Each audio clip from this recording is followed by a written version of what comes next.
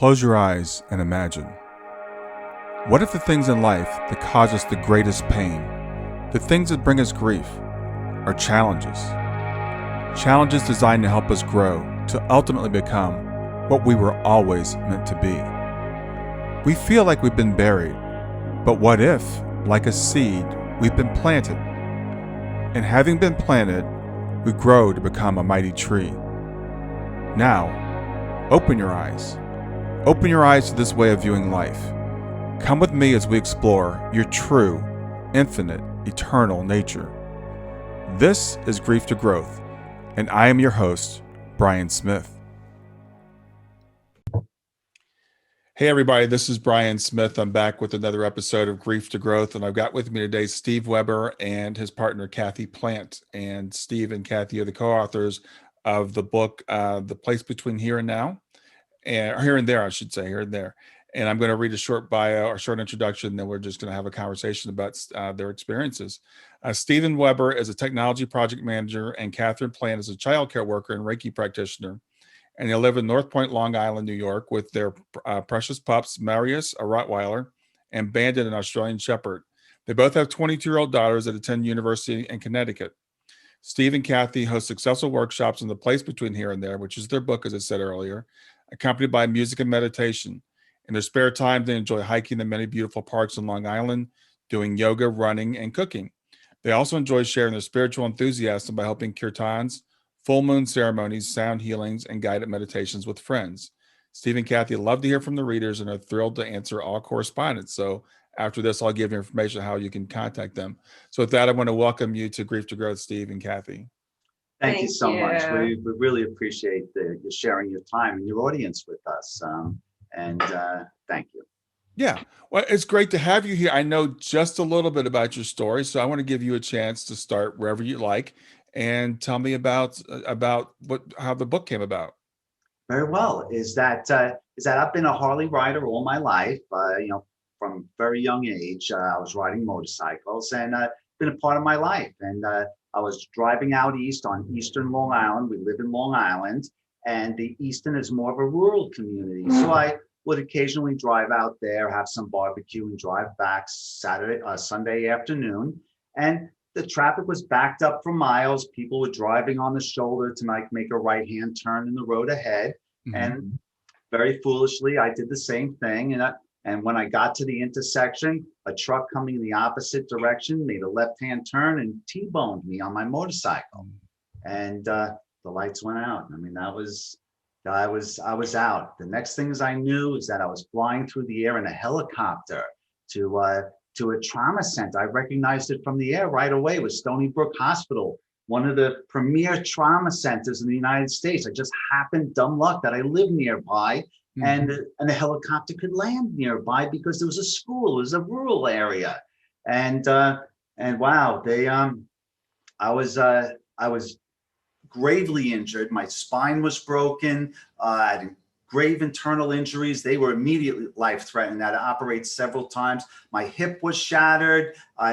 It's so many injuries. It's like an autopsy report. Yeah, it's amazing. The things that they did at Stony Brook Hospital is just, they did everything right, but it wasn't just the machines. It was the people, it was the nurses, it was the caring. People really cared. And I mean, that's what I learned later on. That's one of the most important lessons you learn in when having these types of experiences. And so I lay in the hospital for 3 weeks in a coma, and that's the way I appeared to the rest of the world. But in myself, I was in a place I call the place between here and there. Mm-hmm. And the overall, it's kind of like purgatory, the way I'm a Catholic and the way they kind of taught us what purgatory was. But it's not a place of punishment. It's a place of knowledge and enlightenment and preparing you for completing your journey into spirit. And it was there. I was in this place between here and there, and I was being prepared for the afterlife. And that's the start of our story. Yeah. And when did this happen, Steve? This happened in, I guess, 2016, 4 years ago. Oh, wow. Okay. So this is pretty recent. Okay. Yeah. It was On so many levels, it's that you would think that it was a terrible thing that happened to me, but by far, it was the best thing that ever happened to me. I wouldn't go back and change a moment of it, but it took me a long time to realize it. When I say I was in a place between here and there, is that it was centered on three important scenes that were taken from my life, where I learned very important lessons, and I was actually tested on that knowledge. The first place was a work-like setting, and here was this is where I was taught what I call the language of the universe, or what I later learned to be syncing with the Akashic record. That means sharing all of your knowledge with the all that is, and downloading all the wisdom of the universe that will help you make this transit into spirit. The next thing that happened to me is I had a life review, and I reviewed my entire life from forward to back many times, learning each time and growing spiritually and feeling such a sense of bliss each time I reviewed my life. And I just saw so many things in my experiences that really brought me just beautiful, beautiful enlightenment. And then finally, I was tested on my knowledge. And this was a test that I failed. And this test was to determine whether or not I would continue in spirit or return back to earth to have continued human incarnations. So that was the whole setting in the place between here and there. And one of the first things that so first I was taught the language of the universe. I was taught certain wisdom that I was going to be using. But it wasn't that I was in school that somebody sat down and said, okay, Stevie, now it's time to learn this and blah, blah, blah. No, it wasn't like that. It was to see things and feel things. So my internal teacher could see these things and learn them, and to help me understand those things. So this is a perfect example of one of the first lessons I learned, is that I learned how to see spirit in people. Okay. And so the way I was first introduced to this is that I saw people from my life, people who I knew I saw every day. Everything looked fine. We're in a work-like setting. Then I saw people who I hadn't seen in 20 and 30 years, and they looked just like I remember them. They haven't changed, although many years have passed. And then as time went on, things started to change. I started to see people who I knew as teenagers. I might see them as elderly people, or people who I knew as elderly. I might see them as kids, or I might see people, men as women and women as men, and all different types of nationalities and ethnicities. And in the end, I was still able to recognize that part about each and every person that is unique to them, regardless of what shape or form they took. And that's when I realized that I was seeing spirit. That's what I was being taught. That was the first lesson, to be able to see spirit. And this was, you were taught in the first place you said you went to, the kind of the, where you were going to the Akashic records and doing the okay. And so that went on for quite a while. I was taught different things. Like, for instance, once I could see spirit and I could feel spirit, all of a sudden I noticed everything around me had spirit. It wasn't just people. It was plants. It was animals. Everything had spirit. And that spirit was all common. And I began to realize that we are all connected. We are all connected. We are all part of one consciousness, all of us. Very similar to like cells in a body, how each cell has its own life. It lives, it dies, it reproduces, it has its own life. But all of those cells together make up us. And we have a consciousness. All of those cells don't know of us and our consciousness. And that's what we are. Each of our spirits together, we are all part of the same, the whole. And that's the Holy Spirit. And that's another lesson that I learned as Mhm. part of that consciousness. Some other lessons were that your experiences are so vital to help you learn and grow. And in the next step, that is where I really learned the value of experiences, because the first things I learned was the Akashic records, syncing with the Akashic records, Mhm. learning the wisdom of the universe. The next place is that went through a life review, and this was a very tough and yet beautiful process, because that what I did is now I had the benefit of having this wisdom from this syncing of the Akashic record. And secondly, I've already lived through these events throughout my life. So now I get to be a voyeur. It's not that I could influence events, but I could see events over and over again, kind of like watching a movie. Mhm. But there was something different about it, because now that I could see spirit, every situation that I was in my life was really not what I thought. Hmm. Because now I could see why everybody was there. They were for different reasons. And there was a physical reason, like maybe we had a fight in a school yard. So everybody from school, after school, wants to watch it. So that might be the physical reason why they're there. Mhm. But once I could see spirit, there was a spiritual reason there, a lesson learned, or something that had to play out within their own life path. And so now I began to realize so many of those experiences that I had that I thought were one thing really was another thing. And there was so much more to it, because now I could feel what the other people were feeling. And so now, after learning all throughout my life, seeing it all over again, I learned so many more things, and I was more blissful at the end than when I started. And one of the first things I learned there is that some of the worst experiences in my life, some of the most heart-wrenching things, were some of those experiences that brought me the most bliss when I was doing my life review. Really? Because all Okay. of a sudden you have all this stuff hanging over you. You have all this hate and animosity towards yourself as well as others. Now all of a sudden, all those things start to make sense, because you start to see other people's perspectives and why people are on different paths, and you see things differently. And now when I understood those horrible events and they washed away with the wisdom of the meaning of it, all of a sudden it was like, wow, it was beautiful. Mhm. It really was, because that you don't feel, hate and animosity is something that's so difficult to carry around with you every day, to project that on all of the people, most of the time, people you love. And likewise, to be able to receive that from yourself and for others, all that's gone.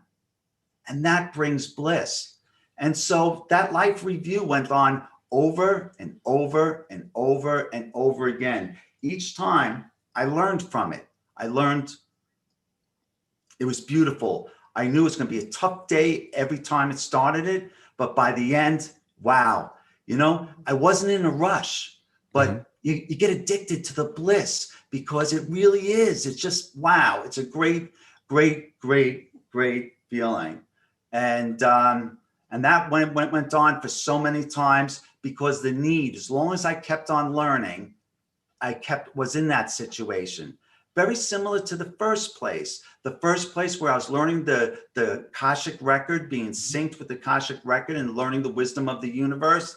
I stayed there as long as I was learning. Once I stopped learning, then I did my life review. When I stopped learning from my life review, then I went to the next phase of this beautiful journey. And Yeah. and that's the first place I was in the place between here and there, where I shared my wisdom, received, and then I did my life reviews.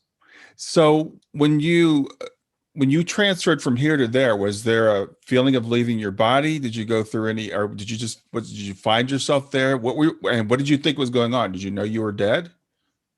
No, no, I'm telling you, I had no idea. It was Everything was so rooted in my life. I didn't know anything. I didn't even know Although when I was injured, I knew I was in an accident. But Right. when I was here, I didn't know I was in an accident because there was nothing wrong with me. I was just like, I don't know. It's just like, Hmm. I don't know why I didn't think of it. And and it's not like I forgot it, but it just didn't occur to me. I don't know. It was just like a continuation of my life. Yeah. And I know a lot of people talk about like walking down or going to a tunnel Hmm. or seeing a light or things like that. I didn't experience any of that. It was I was on my motorcycle, and the next moment I was in work and I was dealing with the situation. And then I started to see the spirit and stuff. It was just like 1 second this was the next second. That was Okay. it. And was there any perception of time? I mean, you said that you went through these things over and over and over again. How did it feel time wise? Okay, time is kind of cool there in the sense that there isn't like a sun rising or a sun setting in the way that it does here. Hmm. And it wasn't that there's clocks ticking like what is time? It's like water boiling on the stove is like you turn on the heat, it takes a while, then it boils, or you have appointments in the future. It Hmm. isn't like that there. It's that the real measure of time is how much you've learned, the experiences you've gone through, Mm. because you could always think back as like, oh, way back when is that I thought this, but then all these things happen and I experienced these things and now I've grown and now my awareness is here. Wow, I went through a whole lot. That gives you the impression of time. Okay. It's what has happened to you. If you don't do anything, which wasn't the case, I would imagine it would go so slow, like nothing would happen. It's Hmm. like really the as much as you learn and grow, that's where the time brings you. Okay. And as you were going through, like for example, the reviews, were there guides with you? Were there, or was it you on your own? How was that? How did that work? Not at this time, Okay. but no, that comes into play later on. But no, it was all a solitary thing. Okay. Okay. The syncing with the record and the life review, I was being prepared for the next important step, and Okay. that was to be tested on my knowledge. And so that was the second place I was in. Hmm. And so I was tested on my knowledge, but I didn't know at the time anything to do with the test. And this is stuff that after thinking about it and experiencing certain things that now I realize it was a test. And but at the time I had no idea. I had no idea that I was on the verge of life and death and that I was being transitioned to be in spirit. And I Hmm. would have been in spirit if it wasn't for all these machines and the caring. But other than that, my body thought I was dying. And so I was being prepared for spirit. And and so that was the first place. Now the second place, I'm being tested. And that's tested. What I mean is that if you think about the ascension of your spirit after you pass, is that is that are you going to continue in spirit, or are you going to be returned to earth for another incarnation to learn more? Because if it wasn't for my life experiences, I would have nothing to draw upon in the life review. There would be nothing there. Hmm.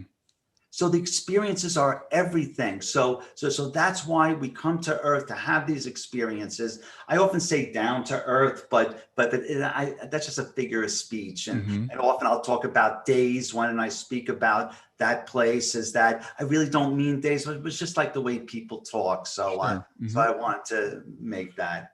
And so in the second place is I was being tested. What I later learned to either I was going to be in spirit, be a spirit guide, or continue my evolution to be with the ascended masters and perhaps eventually with the consciousness of the creator. But right now I was being tested on that. So what I was being tested is I was in charge of a group of kids, young adults, and I was there to teach them a task. And no matter what I did, they wouldn't listen to me. I Hmm. would feel like I was connecting with them. I really would. I would feel it like, hey, it's you and me. Come on, guys, let's do it. Kind of like Coach Steve. It's just like, and I'd feel like I'd connect with them, and then they'd go and they'd run off, and then I'd be held accountable for that. And I was just trying, and I tried every bit of little manipulating tactics I know. I tried bribing them. I tried one team against the other team. Like I tried all these little inspirational tactics I know from sports or from work or from other things, you know, when you're trying to get a team together, nothing worked. And then finally I was at my wit's end. I went back to the person who was in charge of me. And I realized as I stood before them, I realized I was looking into my higher self, that my higher self, that I was just part of that. And then I felt my higher self's awareness. And then all of a sudden, everything, my perception of everything changed. As I realized is that I wasn't there to prepare those kids to do a task. That really, those were spirits who have yet to have a human incarnation, and I was there to prepare them for their first human incarnation.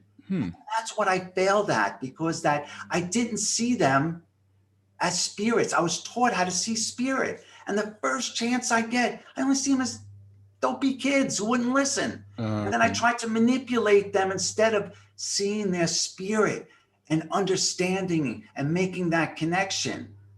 And that is where I failed at. But eventually I succeeded, because that with the help of this wisdom, but I didn't do it myself. Okay. And I think that that if I was successful, I think perhaps I would have stayed in spirit for forever or for a time, because if that was the case, I think I was going to be a spirit guide. That's what, that was the next step in my spiritual evolution for those who are in physical incarnation. But I wasn't ready, because that I didn't see it. And then, but there was something very interesting in that place, is that there was a lady there who was always praying.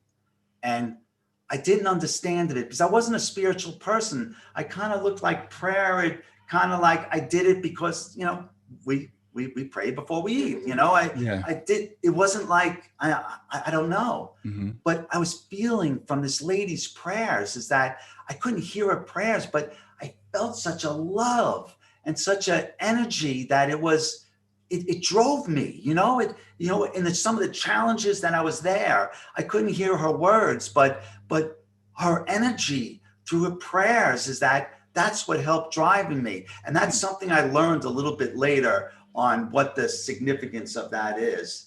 And then finally, that was the end of that place. As soon as I was successful in helping the kids transition to their next spiritual phase, to have the human incarnation, now I was at the final place before I eventually returned back to my physical state of mind and being.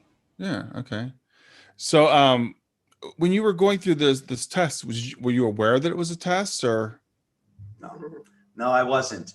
And even at the end of it, I wasn't aware it was a test. I thought I was just doing tasks. And at this time, I mean, you would think that I would think at this point that Stevie, you're not in Kansas anymore. Like I'd expect, no, it just didn't occur to me. I don't know why. Yeah.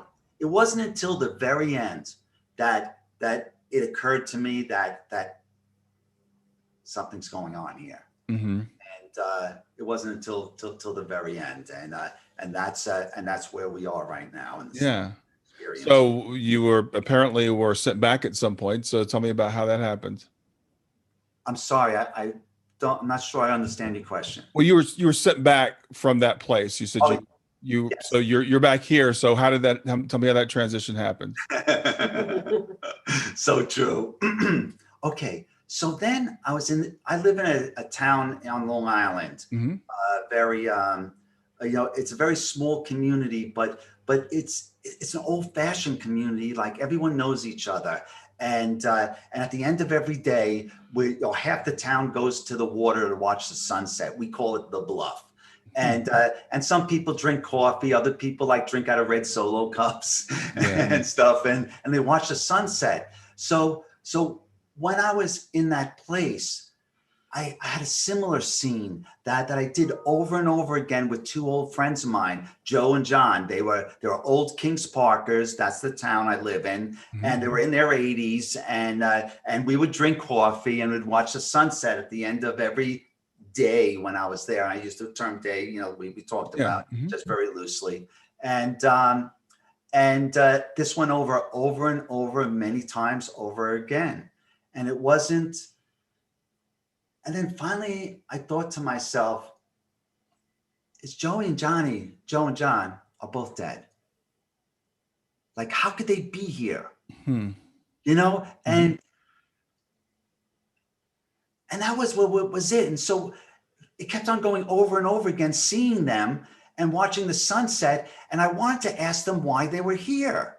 And it was I was starting to feel like an anxiety for the first time, because I was feeling like something big was going to happen soon. And as each time I saw them, I don't know why I didn't want to ask them. I'm thinking in my own mind, I'm just starting to think this. I'm not 100% sure, but I'm starting to think, because perhaps I was very blissful at this point, and perhaps I was concerned that maybe the bliss would stop, like it wasn't allowed. I don't know. These are all things that I just don't know. And it was all in my mind. Nobody said anything. It's all in the universe according to Stevie. I don't know.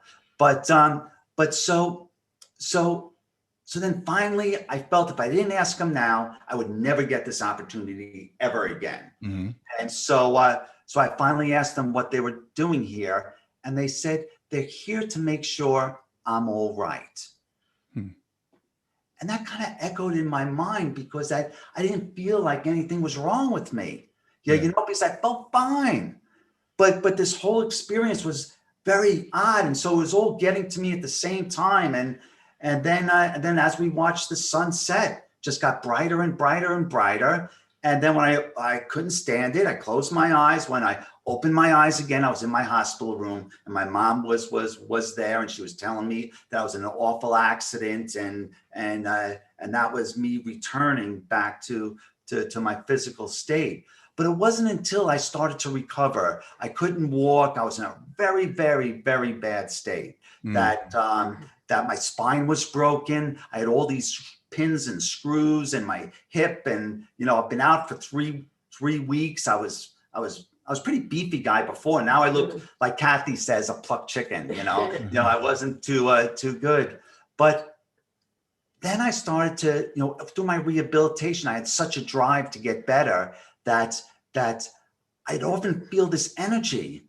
And it was then I realized Joe broke his neck when he was a kid at the Bluff. And he had his back fused the whole time in his life, and would walk around kind of like Frankenstein. He was a funny guy. He made a lot of fun with it. He was a good soul. And then John, he was a diabetic, and his leg got all infected, and he died from that, when he was an older person. Yeah. And I had problems with my back. I had a broken back, and my leg was in pieces. And it wasn't then I realized that they were there to be my spirit guides, to help me through going through this process, because that I didn't have them in my ear saying, Stevie, come on, work harder, Stevie, no, but I felt their energy, same way as I felt the energy of the lady praying, is that I felt their energy and I felt their wisdom by having the same experiences. And that's what they meant, that I would see you later, that they were here to make sure that I was okay. Now it made sense. And but that lady, I remember that lady now, because that lady, now I could see spirit, and now I'm awake and I'm starting to come to my senses again. I know who that lady was. It was my dear friend Kathie. Oh, okay. I knew it. This lady right here, my Kathie, my co-author, is that we were just friends at that time, but she was always a little kooky. Because she would talk about these spirit things sometimes, because we were like moms together. Like I was a stay-at-home dad, so all my friends were moms, and she was one of my mom friends. And she would sometimes talk about spiritual things. I wasn't spiritual at all, but I felt her prayers. That's And interesting. Yeah. as soon as I got my wits together, I said, I had to call her. I want to talk to her and tell her about my experience. So the first things I did is I got my phone as soon as I was untied, and I texted her, and you got my text. Yes, I did. So Kathie, Steve you and I were were friends for a while, and then when he had the accident, it was very devastating for me. We were friends about 16 years. So I did the only thing I could do. I wasn't next to kin. I couldn't go into the hospital. So I said, based on my knowledge of spirit and having lived through my mom's premature passing and my twin brother's premature passing, and learning to communicate with spirit, because I needed that connection to stay alive. I knew that where Steve was a place where, although he wasn't in his physical self, he was his spiritual self back in our spiritual home. So through like my mind, I could connect to him. So I said to him in my head every day, I said, Steve, I need you to come back. Everyone needs you to come back. I'm going to pretend that I'm in the hospital room with you because I can't be in there. I'm holding your hand, and we're going to pray the St. Jude prayer. We'll get back to Grief to Growth in just a few seconds. Did you know that Brian is an author and a life coach? If you're grieving or know someone who is grieving, his book, Grief to Growth, is a best-selling, easy-to-read book that might help you or someone you know. People work with Brian as a life coach to break through barriers and live their best lives. You can find out more about Brian and what he offers at www.grieftogrowth.com, www.grief2growth.com, or text growth, GROWTH, to 31996. If you'd like to support this podcast, visit www.patreon.com/grieftogrowth, www.patreon.com/GRIEF2GROWTH to make a financial contribution. And now, back to Grief to Growth. Which was what was very meaningful to me. Now, this isn't a religious thing. I mean, there's all paths lead to one destination, but this is the saint with whom I resonated. And then I did this every day. And 3 weeks later, I get a text from him, and he says, "Hi, Kath, it's Steve. I'm okay. wow. Thank you for visiting me when I was out, if you know what I mean." And I was just like so excited, and I typed back and I said, "You mean you know?" And he said, "Let's just say I've been to a place where I know that everyone is connected, but that you and I have a connection that goes beyond this earth. And I learned all about life, and I'd like to share that with you." So I went to the hospital the next day, and it was just amazing, the things that he learned. And it makes life blissful. I mean, there's so much wisdom. And what people need to know is that there is an eternity to life. There is a continuation of consciousness. So when our loved ones pass, our pets pass, they're in spirit. They're in an eternal home, and we can connect to them. And that's just, once you get rid of that fear that we're no longer connected to those, and that there is really no death, then you could just relax and know that you will see them again. And there's a connection that love never dies. It changes form, but it never dies. Love and life are eternal. And that was a very valuable lesson. And he's back, and I'm so grateful. Most of the times, except if I leave my socks on the floor, then this morning I was slightly less grateful. Well, we know what that is. Well, it was just a very I definitely it was definitely a connection that went beyond this world.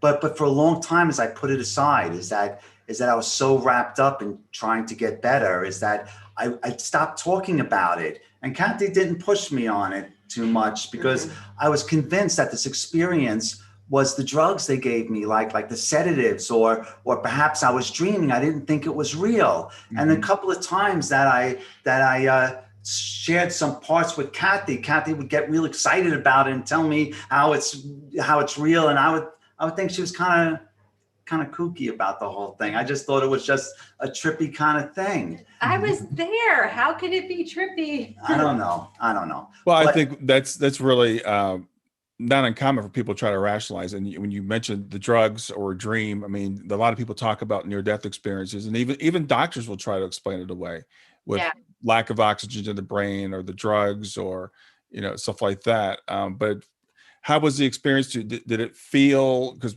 how did it feel to you when you were in that experience? I felt extremely blissful all the time.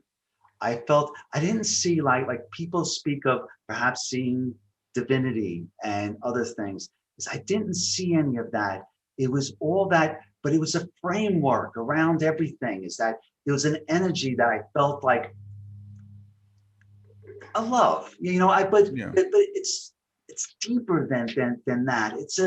It's a love of action and it's more than a feeling. It's a wisdom. Like love is wise because it's like the expression of love is like the law of attraction.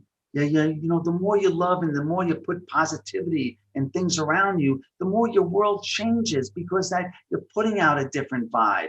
It's different, and that's what I felt there. The idea is, as I learned, is that you felt more evolved and spiritual, and it was a beauty. Like I often wondered, like if all this BS about heaven is true, before I had this experience, is that I'd be bored. Oh, I'd be bored. Well, what am I going to do? Sit around, hang out in the clouds all day and play harps and stuff? Like what would it be?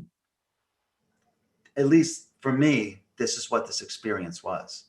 So earlier you said this was kind of like purgatory. So kind of like an in-between place. Do you think this is heaven, or is this like a place that leads to heaven, or how would you put that?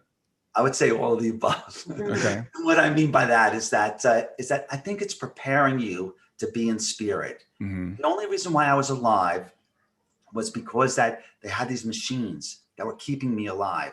And in the past, you wouldn't have access to this type of medical care because they work these miracles, even putting my leg back together. I could walk now, and they work these miracles. But it's more than enable you to survive. It's that my brain wasn't damaged. Like I still have my cognitive abilities. And so in the past, that was very rare. I believe that going forward, more and more people will have these types of experiences because of these medical procedures and the advances and the availability of this type of care. But there's a doctor, I think his last name is Parnow. I should know that better by now, but he's a cardiac surgeon over at Stony Brook Hospital, where they had the surgery for me. And I never met him, but I saw him on a podcast where he was discussing a book, and he was saying that the idea of these life-saving medical technologies is going to bring more of these types of experiences that people talk about. And really, we are missing a very, very big component as a society that we really need to begin to document this information, but from a medical standpoint, just as a part of you're documenting your history, what did you experience as a part of like the outpatient procedure? So I thought, I thought that to be, it made a lot of sense to me that it was the machines that kept me going. Yeah, and one of the reasons I asked you that question, I've talked to several people that have had near-death experiences, and my working theory is that it is kind of a place in between. And a lot of times in near-death experience, we'll hear about a barrier, for example. People will say, I knew there was a place I couldn't go beyond. There was a wall, there was a gate, there was a river I couldn't cross, or something. So it seems to be like it might be an in-between kind of preparatory place, and maybe even, as you said, maybe a place of decision. And I've never quite heard it put the way you did. It's kind of like, well, I either come back to this physical life, I come back reincarnated, or maybe I move forward to being a spirit guide or something. It's the first time I've heard someone put it that way.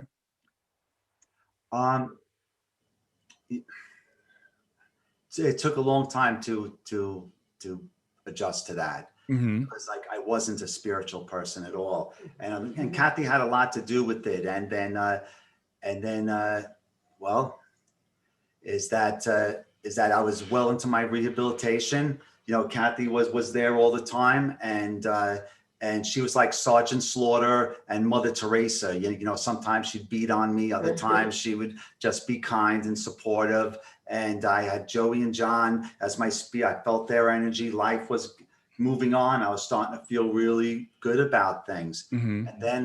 And then my 20-year-old son died of a drug overdose. Sorry. Heroin overdose. Yeah. This kid was the light of my life. Yeah. I was a stay-at-home dad. I mean, that's how I knew Kathie and all the other moms. And he was a musician. He played Jimi Hendrix like Jimi Hendrix. He played Mozart like Mozart on the piano, and he played the saxophone like Dizzy Gillespie played the horn. He was great. Wow. And he was a championship wrestler, New York State champion. He was on a scholarship. He was just, you know, all these wonderful things, and it just happened so fast. You know, it was devastating. I got into this funk and I just couldn't shake it. And Kathie, I'd go on these walks with Kathie, and I really wouldn't talk. I just like being in her presence, and I felt a certain energy, and I began to think about things a little bit more about the place between here and there. And I wasn't sharing it a lot with her, but it was just, wow. So I'm sorry to interrupt you. When did this happen? This happened, the accident was in 2015, Okay. and I lost my son in 2016. Oh, okay. So you were probably still recovering, I would think, physically at that point. Yes, I was still, and Kathie was helping me all along the way through experience. And yeah, it was just such a difficult experience. You know, I kept on thinking to myself, was it me? You know, how did I screw up? You know, I was a biker. You know, I'd like to drink beer and ride my Harley, eat hot wings and stuff. But I was a fully involved parent. I mean, I was my son and my daughter would often tell me, why can't I do parent things and leave them alone? You know, like I was always in their hair. You know, I was always involved, and then to miss out on the weddings and the birthdays and the grandchildren. And then did I bring this about? Like you have all these thoughts of deep regret and blame and everything else. And then one day when I was working through this, Kathie turns around and says, Nick is my son's name, is that Kathie turns around and says, did Nick ever try to contact you from spirit? Mm-hmm. I thought this woman was freaking nuts. I really did. Is that I'm sitting here grieving, and I'm looking to it, and she was really my best friend, you know, really. You know, although it was a guy and girl, you know, it's tough to when all your friends are women and moms and stuff, you know, it's tough to imagine in this world. But no, she was my dear friend. Mm-hmm.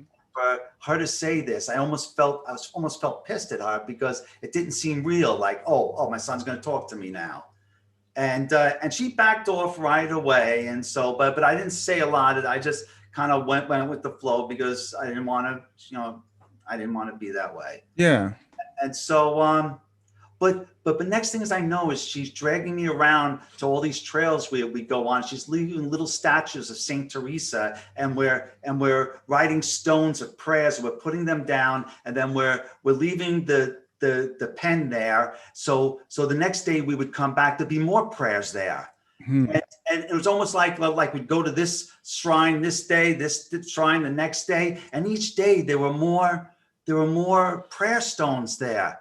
And that was the first time that I started to really feel some relief from the grief that I was experiencing, because that all of a sudden it's like that old Sting song where he talks about the message in the bottle, and all the bottles showing up on the shore, like you're not alone in this world. Everyone has problems and everyone has heartbreak. And just knowing, like, all of a sudden I started to feel that connection again that I felt in the place between here and there, that all of a sudden, like, I was starting to feel that spirit, but I really I really didn't share it too much with Kathie. Occasionally, because it was like giving red meat to a dog. She would stop. She was already having me praying and doing all of this stuff, and then we start to see these signs, and Kathie. Well, he was very hesitant to believe me that there was an ability to communicate with spirit, which made me just shocked, because we communicated when he was in spirit. Yeah, so yeah. I see this now, but It was my imagination. he was just living in his lower chakras, his ego, which everyone does. Mhm. So some more than others. So when I started doing what I do best again, which is the praying and trying to connect and seeing all these signs around us, that I felt Nick's presence. We were finding roses everywhere we were going. And I'm like, Steve, this means something. You don't just find roses. It'd be roses on a trail, roses at the beach, roses everywhere. And it was the anniversary of his son's passing. And I said, he's contacting us. And he was just like, you are crazy. And I knew I wasn't. Yeah. So it wasn't until his cousin went to visit a very well-known local psychic. And the psychic, she went to go contact her grandmother, but Nick was like, I'm taking this opportunity to go through the psychic to give a message. And he said, she said to the to his cousin, there's a Nick that's coming through, and he do you know who that is? And his cousin was like, of course I know who it is. Yeah, let him come through. Mm-hmm. And she said, Nick is saying that he has a synchronicity with Saint Teresa, and he's sending the roses. Oh, okay. And I thought, like, oh, I had Steve now. Once he hears this, he's going to be like so excited.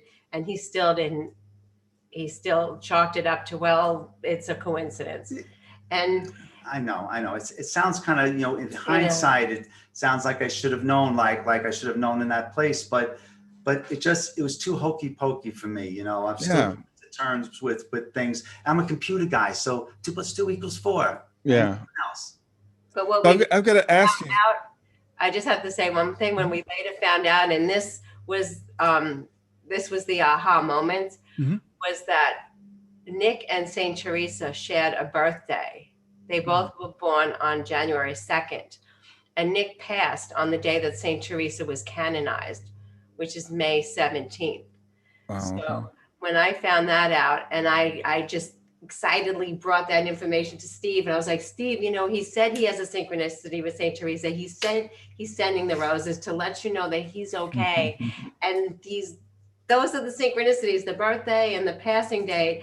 And then he was like, well, maybe there is something to this.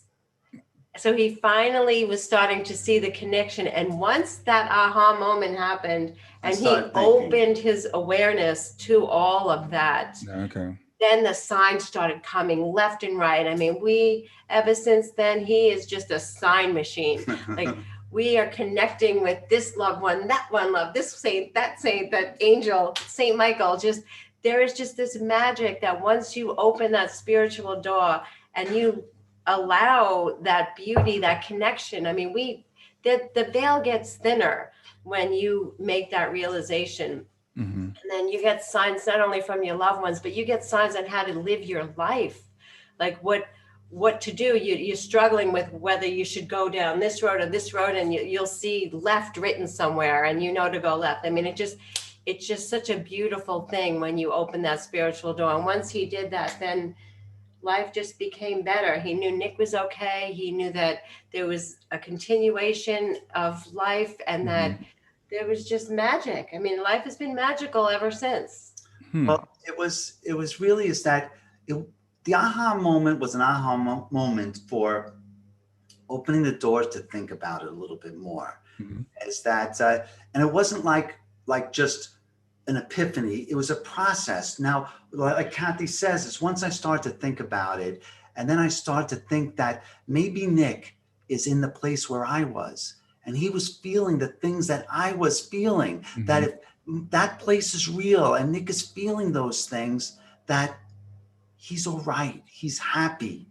He's learning. He's growing. He's realizing his true self, his higher self in this world, in this universe. And And that brought me peace. And now that understanding actually brought my son back to me, because that anytime I thought of my son, up until that point, I thought of him passing, especially dying of a heroin overdose, and just me not knowing, and my responsibility and everything else is that all of a sudden is that no, he's okay. You know, we're all going to be okay. We're all going to be together. And this isn't the end. And that he's feeling that bliss. And now I got him back, because now I don't think about the circumstances of his death. I think about all the happy times and him holding the trophies over his head, or him playing the saxophone and people like stopping in the street and looking at him, or just all these things. I got that back by giving up the grief. Because grief's a process, at least for me. Grief is a process, but it wasn't until I was able to give that up that I got the memory of my son back. And that's what I wanted second. I want my son back, number one. But if not that, is I want the happiness when I thought of him back. And as soon as I was able to understand that life is eternal, that place is real, and that he's going on to his beautiful higher self and the rest of his spiritual existence, that wow, it's okay. Yeah. So it sounds to me that so you had this experience, and you, up until your next passing, maybe even, you didn't think it was real, right? You didn't really put together the meaning to it. Did you just chalk it up to a dream or hallucination, or? Well, both of those things. But really, I was so preoccupied with getting better. Yeah. That was like, I woke up every morning in pain.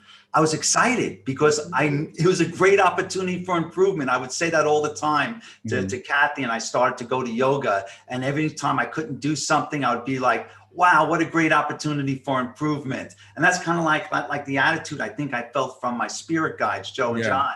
And that I was just so wrapped up in it. It wasn't until, really losing my son that it really caused me to really dig down deep, and really, like, I had to face it. I was kind of like put it out of my mind, and Kathie wasn't pushing me too much on it, but it was still there. And like in my own mind, it's a lot of times when I would say little things to Kathie, I would end it with, the universe according to Steve. I didn't talk about it as a place. As I talked about it, I made fun of myself all the time about it. But after a while, there was little bits of knowledge in there that kind of like took me by surprise. Like, did I just say that?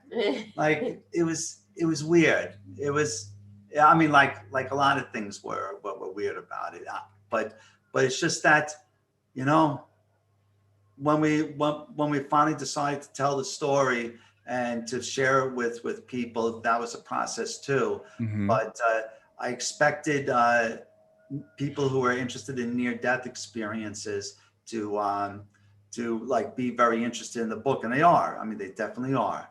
But it's people recovering from grief that those are the people who we get very long letters from, and we try to reach out and talk real talk with just about as many people as we can. Not as therapists. We're not therapists. We are just parents having lost a child. And that it's a shared experience, a club that no one wants to belong to, but leaving that sorrow behind of losing a child or somebody who's close to you, that it's liberating. It gets your child back to you, or your loved one, because you could think of the happy times. And that really was the greatest gift, is that you lifted from the fear of death, not only for yourself, but for others. Because if you think about those things that worry people the most, is the fear of death, or of themselves or their loved ones. And now with this health crisis that's going on in the world today and everything else, people are really worried. And to relieve people of that fear of death is that your experiences are everything. You don't want to be in spirit now, because you are alive and you are getting experiences. You want to get the most of experiences. But when your time comes, It's going to be blissful. It's not about puffy clouds and white angels with the harps and everything else. It's not like you're sitting around and being bored. It's a beautiful thing. It's the highest high. It's the most love. It's all of these things. And once you feel that and you make it real, all of a sudden, everything's okay. Yeah. You know, it's interesting as I listened to you talk, and you were saying that maybe I should have known this or known that. And I interviewed PMH Atwater, who studied near-death experiences probably more than anybody. And adults take somewhere, usually an average between 4 and 7 years to integrate a near-death experience. Children's even longer. So it's not unusual for someone to take a while to really grasp what they went through.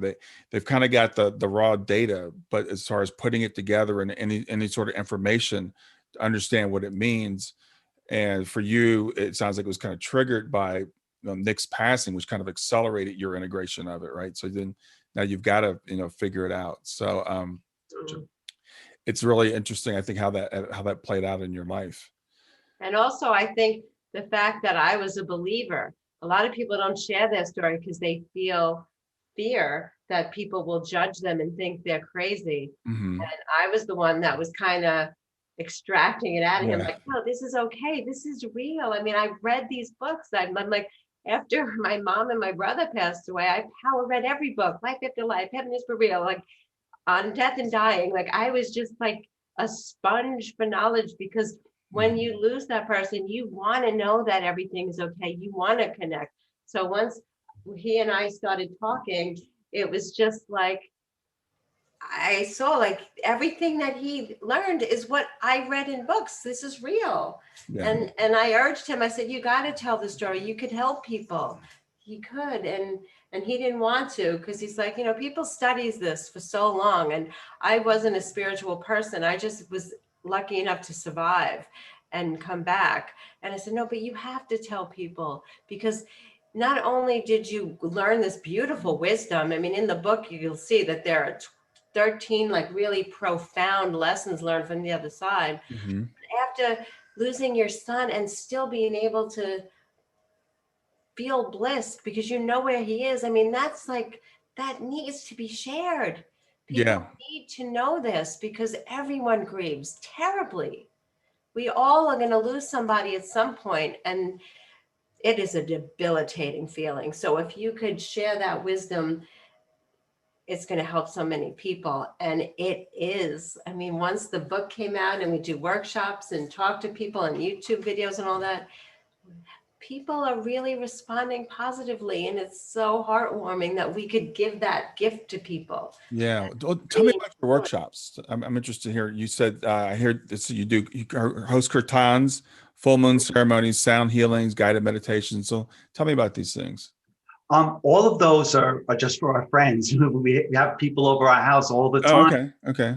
And most of the time is that we'll meet people at public events, and we'll invite these people, complete strangers. I mean, we it's a small community, the spiritual community, so people know each other. And we'll come to the house, and we're all musicians, and so we'll all play music, and we'll do kirtans, we'll sing, and Kathie likes to dance, and we'll have a whole house full of people just singing and dancing and having a great time. And then we'll do something like we'll make like Reiki wands out of beach glass. I mean, it sounds silly to like talk about it, but we just have so much fun doing this. And it's old people, it's young people, people from all different backgrounds, and you just share the idea of spirituality. And that's really important for us, especially with the young people, because that when I was in that place, is I was responsible for shepherding these young people, to have a human incarnation. And now when we invite people,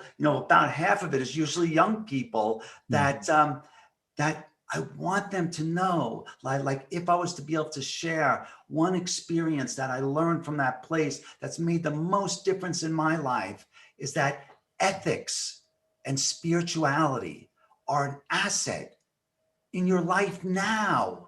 They aren't a hindrance. A lot of times people think like ethics and spirituality is a hindrance. Like if you're an ethical person, oh, you're leaving money on the table. Oh, you could have got that. You could have got that. But but no, when you bring ethics to your work, it's the law of attraction. You begin to not only send great vibes into the universe, but you start to surround yourself and with events that are very positive. You create your own reality by the way you behave. It's the law of attraction. And so the ethics are key to that. And then also the ability to use the spirit in your everyday work. You can use, everyone has intuition, though that part of you, which you can feel the energy in people, to use that in your everyday life. Like if you're in a business meeting, instead of seeing the kids as kids, see the spirit in people. And so when I'm in a business meeting, is I try to connect with everyone's spirit to find out why they are there. What's the motivating? What's the physical reason? But what's the spiritual reason? And over time, as I get better at this, but now I create an environment that's collaborative as opposed to dog eat dog. And then the whole benefit to everybody and you as a person, as a spirit, is so much raised because of the ethics and the spirituality. And so this is the message that we try to send to the kids when we're with them, and that you could be spiritual, but you don't have to be poor.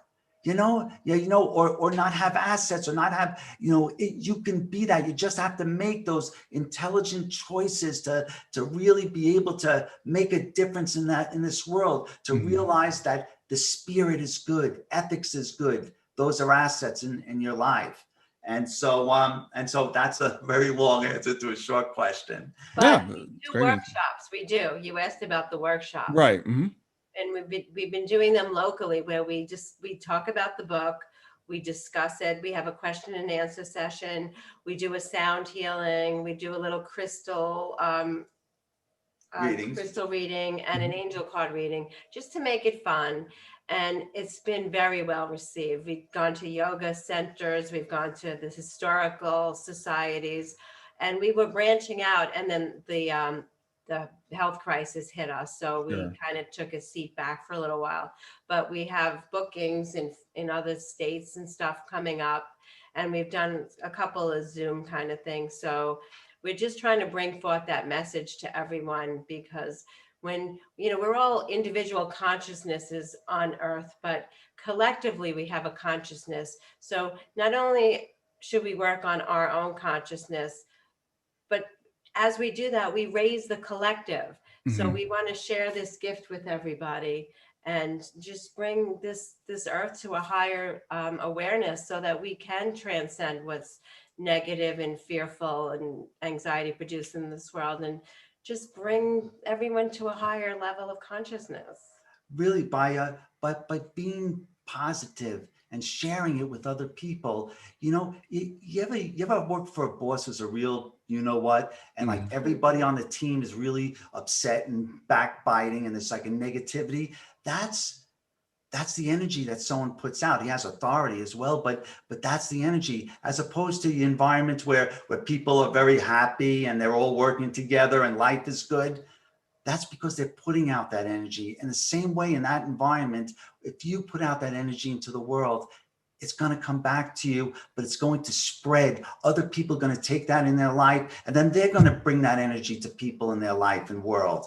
And especially now, because people are afraid, to be able to give that comfort by living that positive life. It's not about book reading. It's not about just on Sundays you'll be spiritual. It's about every day, and then it's an asset. It's beautiful. We have a good time. We every once in a while we'll have some drinks, and we just live life, and we're going to get every experience we can. I'm going to go skydiving. I'm going to ride the back of Fu Manchu, the bull, for 10 seconds. I'm going to do everything I can to get as much experience. And Kathie's going to make it her job to stop me and make sure. Yeah, really. Keep no more motorcycle. Yeah. Do you still ride? Are you riding motorcycles anymore? No. I no, but it is a big part of my life. And Kathie and I, we talk about this. It's still in discussion. Yeah. But it's not in discussion. Let's leave it at that. But I do love riding horses, and that's tends to find fill that void, because I just love horses. They're beautiful spirit animals, and our friend who had horses has moved away, but we're going to find something after this health crisis is over with. We're going to find another barn, and we're going to go horseback riding, because that is a lot of fun too. And it also helps in the recovery, because it's about stabilizing your back and making small adjustments. And so, so we're looking forward to that as well. Well, it's really interesting talking to you, Steve, because I can, as I hear you tell your story, and you're big evangelist for this now, and I can hear you saying how you've transformed, and I kind of look at Kathie, and I kind of wonder if Kathie's your spirit guide here in flesh, to be there to kind of pull you along and say, okay, you had this experience. Here's what you experienced. I get a little push once in a while. Well, she, like I said, and she punches like a man, so I really have to watch out with her. But I think you're right too, because that but I think it's like a two-way street, because she's very much but I bring other things to, and that's why I think like writing this book is that the two of us, I think it's like a meant to be. Obviously it's a meant to be, but we complement each other so well on so many levels, and so she did provide that. But also I gave the realness to a lot of things she thought about, and right. I'm more she's more a school person. I'm a more out and doing person, and the two of us together, we help each other grow. Yeah. Well, you've got the experience that kind of puts the flesh on the bones. I'm the person that studied a lot of this stuff too. I think similar to you, Kathie, but I haven't had any of these experiences. So for me, it's all a matter of hearing or reading what someone else has done. And I think you're right. The two of you together bring that. And the other thing, Steve, is people talk about the near-death experience. One of the outcomes of a near-death experience is people become transformed. They become like a different person. And I'm just gathering from having this hour-long conversation with you that you're a different person than you were 4 or 5 years ago. If the person 5 years ago met the person today, he'd beat the crap out of him. I'm telling you, he would. And also, that's also a comforting thought, in the sense that now every time I look back 6 months, I think what a fool I was, and that means I'm growing. And that's also one of those things that you take with your openness and your willingness to find fault in yourself. It's a little tougher when Kathie points the things out to me, but especially when I find them in myself, the growth is good and it feels good. Yeah. And there were, you had like 12 universal truths that you learned. So let's just go over some of those briefly while we've got a few more minutes here. The first universal truth we spoke about was that that everything has a spirit. And we spoke about that transition. And then the creator and the creation are one. Okay. And that's just what I felt. And I know other people feel differently, but it's what I felt when I was there, is that we talked about cells in your body, is that I think that's why we are here in human incarnation, is because just as I was preparing those kids to have a human incarnation, is that your spirit has always been here for eternity, and it will always be here forever. It's part of the universe. But your spirit grows and develops through different incarnations over a period of time. And that as we are all connected, all of us together are all part of the creation. Everything has a spirit, and the creation and the creator are all part of the everything. The creator and the creation are one. And so that was a very liberating thought or truth that I came to, because that it gives why are we here? As we grow and develop our group consciousness, the creator and the creation consciousness grows. This is why there are so many of us, and that's why we're in spirit, why we have these trials and tribulations, why the earth is perfect the way it is, because it's not a perfect place. It is this place to learn and to grow. So the idea that the creator and the creation are one is another point. Another point is that don't have hate or animosity towards anybody or yourself. Not because you're such a highly evolved person and like, oh, I'm so wonderful, I don't judge anybody. No, because that's the way it is, because that's the truth. Is because when I was going through my life review, is that the worst experiences in my life were the ones I learned the most from, and the ones that I felt the most bliss from.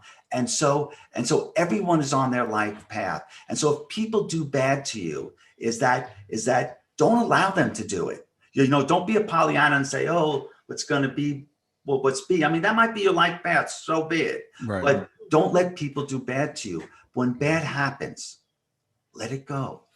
Don't carry it with you. Let it go, because that, in the same way, the grief blocks your ability to have those happy memories.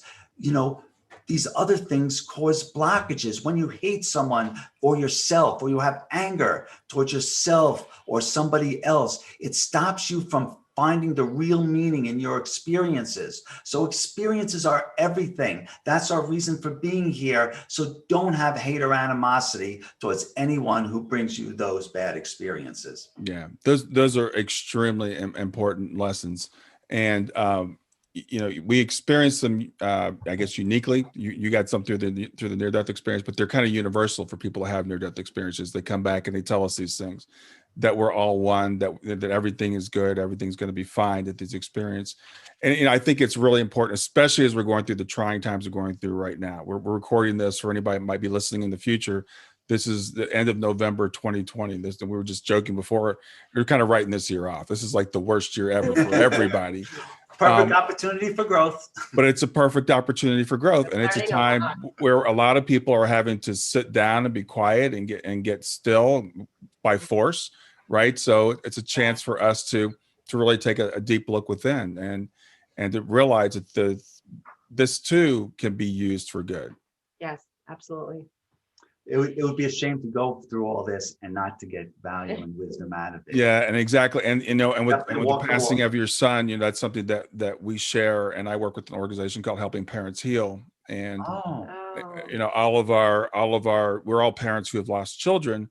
So and I love the way you said that. It'd be a shame not to use this. It's like, it's not anything any of us would wish. You said, you'd rather have your son back. I'd rather have my daughter back.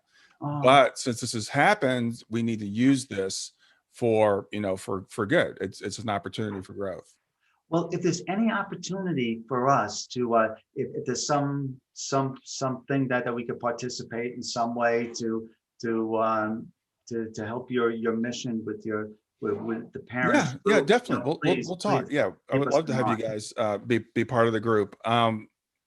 Yeah, it's a great organization. My daughter passed away 5 years ago. I've been in Helping Parents Heal for 4 years. And so anybody's listening, my regular listeners hear me talk about it all the time, but it's a great organization, volunteer organization for parents who have lost children, because I said the word lost. We don't lose our children, but for parents whose children have transitioned, we get together and we support each other, because it's so devastating, as you were saying, Kathie, losing anybody.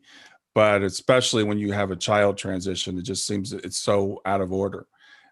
So your book, I think, can help people. And it's great because I think people that are going through grief should study near-death experiences. There's so many lessons in near-death experiences, and people who study near-death experiences can actually get some of the benefits from it.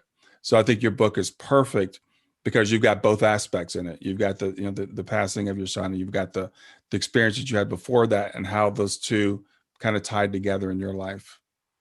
And it also makes you think that, I mean, it does make me think that that is very purposeful. I don't believe that things are destined to happen. I think that there are likely outcomes, but the fact that I had this near-death experience and this spiritual awakening, and then the loss of my son, and then the real spiritual awakening, that if it wasn't for the near-death experience, I don't know. I don't think I would have. No, I would have reacted a lot differently, because there's a lot of times, even now, the gentleman who sold my son the drugs was held responsible for his actions. And people will often say, oh, don't you wish that guy was executed, or these horrible things were to be happening to him. And I tell them, no, No, I want him. I want him to have life. I want him to understand what he's done. I want him to have children. I want him to take care of the kids and feel the love. I want him to take his kid to wrestling and teach him how to play guitar and to watch him get married and have the kids and to make something out of this terrible thing. I don't have hate or animosity towards you. And it's part of that like is so liberating is that to be free from that. I can never go back. I can't. Yeah. And that's a great perspective to have. As you said, if we're cells in the body, then we shouldn't be hating on each other, right? Because we're all part of the same body. So true. Yeah. And you're only taking away from yourself in the here and now too, as well as whatever may come afterwards. Yeah, absolutely. Well, Give one bit of advice to people who are opening a new spiritual door. I like to explain it like a gym membership. Like someone will read our book and they'll feel bliss for like a month because it's so helpful, but then that wanes. So we have to look at this like spirituality is a gym membership. You got to keep going back, read the book, join a group, do yoga, do meditation, watch inspiring YouTube videos. Really keep that going, because once you do that, more spiritual instances come to you. You meet the right people. You find yourself in a higher alignment, and then you're just vibrating at a high level, and all this wonder comes to you. So just keep at it. Like, don't just stop. Keep going. Yeah. Really, really hone that spiritual practice, just like you would do anything, like education or, your physical body. You have to weed the garden. You let it get away from you, it'll be a mess in a short time. Yeah. I think that's excellent advice. Thank you, Kathie. I'm going to let people know where they can reach you. So it's betweenhereandthere.org. Is that the best way to reach out to you? Right. We have Facebook, YouTube, and then our email address is info@betweenhereandthere.org. And if you have anything you want to share or reach out to us in any way, just send us an email, and we'll get in contact with you, either through email or texting, or we'll give you a call. You know what? We're all in this life together, and as long as we can help each other, it's good. It's good. When I help other people, you feel it, even when things aren't going well in your life, to reach out to that, it's a wonderful thing. Yeah, absolutely. Well, I want to tell you, I want to give you guys a chance to say anything, any final words you might have. And you imparted so much wisdom. I'm not sure what you have left, but go ahead. Thank you. If I were to just leave you with two Steve-isms. Okay, sure. Is that life is good and people are good, even when very sad things happen. And try to think about that and meditate on that and think about how could that be so, how that could be so, and how that is so, and that life is good and people are good even when very sad things happen. And that's really what that whole experience taught me, and everything that's happened since, because that it is. And the other thing that I want to say is that our experiences are everything. They are. And just make the most out of life. A lot of times when spiritual people are going down the spiritual path, all of a sudden they stop living life and they want to go on the mountain and ohm all day. And cool, that's your life path, but experience life. That's why you're here. Great. Thank you. Kathie, anything you want to add? Yeah, I would just like to say that we're here to love. All the ascended masters said the same thing, whether it was Buddha or Jesus. The purpose of life is to learn to receive love and to give love. And if we could all just really think about that and live from our heart center and spread that out, that would make the world a better place. So I just want to share that. And I just really also want to stress that when people contact us, we do want to help. Like, they don't feel that we're putting us off. We get so many messages. We answer every single one. We've had face-to-face meetings with people if they're local and they're just grieving. We don't want anyone to suffer. So if there's anything we could do, just please reach out, either on Facebook, on YouTube. Just Anyway, Yeah. email. Just please don't suffer. We're Thank here you. to help. Thank you. That's very generous. It's very generous of what you guys offer, and I really appreciate what you're doing. It's been great getting to meet both of you guys and have this You too, conversation. Brian. And And we love you, and thank you so much for your message and bringing this peace to people through your message and through our shared experience and losing a child and still being able to put one foot in front of the other and help other people heal. I feel your energy, and Kathie and I, we both love you, and we want to encourage you, and we're glad to be into this spirit and into this life with you and your wife and all the people that's part of your life. well, great. Thank you. Thank you. It's been really great meeting you guys. Satnam, be well. Bye. All right. Blessing. That's it for another episode of Grief to Growth. I sure hope you got something out of it. Please stay in contact with me by reaching out at www.grieftogrowth.com. That's grief, the number 2, growth.com.